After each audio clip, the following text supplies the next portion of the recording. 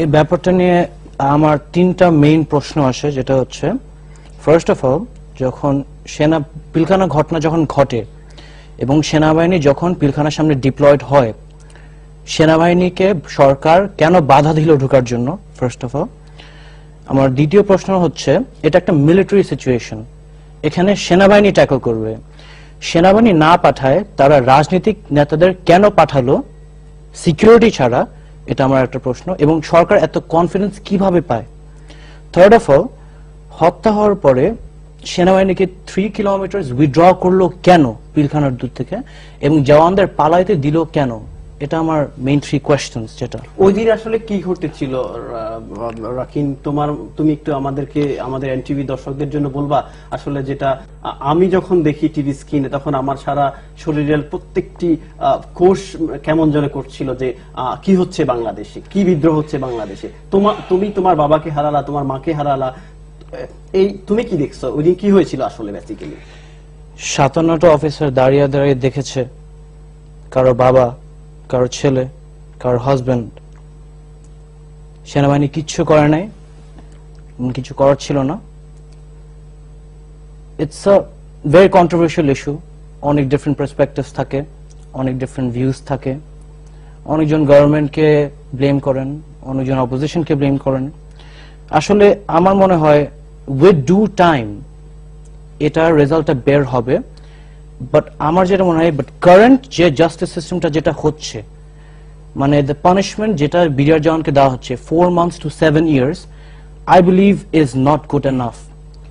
57টা অফিসারকে খুন করে বডি মিউটিলেট করা হয়েছে, বাজেভাবে হত্যা করা হয়েছে, বেয়নেট দিয়ে খোঁচানো হয়েছে। 57 অফিসার্স। আমরা লিবারেশন ওয়ারে এত অফিসার জীবনে হারাইনি, কিন্তু দুইটা দিনে we lost 57 bright officers. Now there are a lot of questions.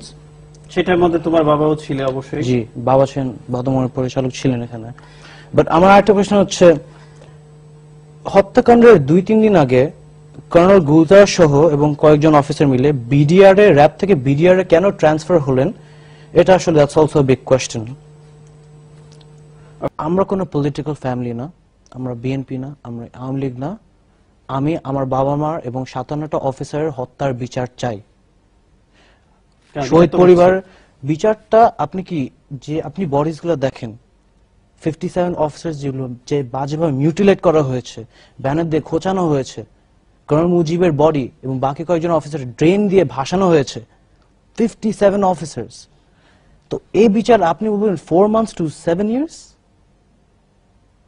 এটা কোনো বিচার হলো? এবং আমাদের প্রিয় দর্শক একটা প্রশ্ন করেছিলেন যে সেনাবাহিনীর প্রধান সেই সময় মইনুর ব্যাপারে। যে আমি ওই একই প্রশ্ন প্রথম প্রধানমন্ত্রীকে করেছিলাম, সেনাবাহিনী কেন ঢুকে নাই। কাকে করছেন? প্রধানমন্ত্রী। তো তিনি বললেন যে এটা মইনু আদেশ দেয় নাই। তো ফাইন, মইনু তো একটা, he is a military general, তো অবভিয়াসলি ফাইন, ওনার এটা বলার রাইট থাকে।